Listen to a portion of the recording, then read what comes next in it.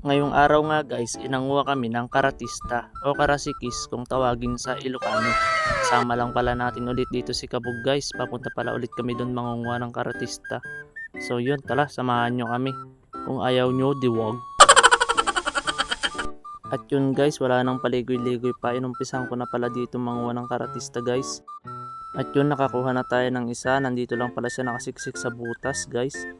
At dito nadagdagan pa ng isa guys, nandito lang sa tabi ng timba guys, hindi ko nakita.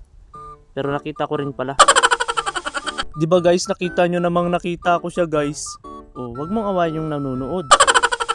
Dito may nakuha pa ulit akong isa guys, nakasiksik sa butas. Medyo nahirapan lang pala akong tanggalin siya dito guys, kaya patay na siya nung naiyahon ko. Pupunta dito, lumalabas dito. Dito, kadami.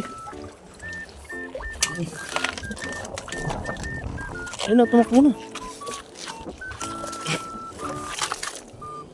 Hindi ko na pala nakuha yung nakatakbo guys kasi sumiksik na dun sa butas. Pero dito guys, na corner na namin ni Kabog yung madaming karatista dun sa loob. Kaya namamana na lang ginagawa niya at kino-corner ko dito sila sa labas. Pag may nakakalabas pala guys, hindi ko na rin hinahabol kasi mas madami pang nakakalabas kaysa yung nahuhuli namin. Kaya yun, pinapabayaan ko na lang. Dito guys, tapos na kaming manghuli guys. Kalahating timba rin yung nahuli namin guys. Okay na yan. At bago pala kami umuwi guys, ikinain muna namin tong pakwan na dinala namin. Hindi ko nga lang pala nailagay sa safe na lugar tong cellphone ko guys. Sa sobrang lakas ng hangin, nalaglag. Pero buti na lang nakuha rin kaagad ni Kabog.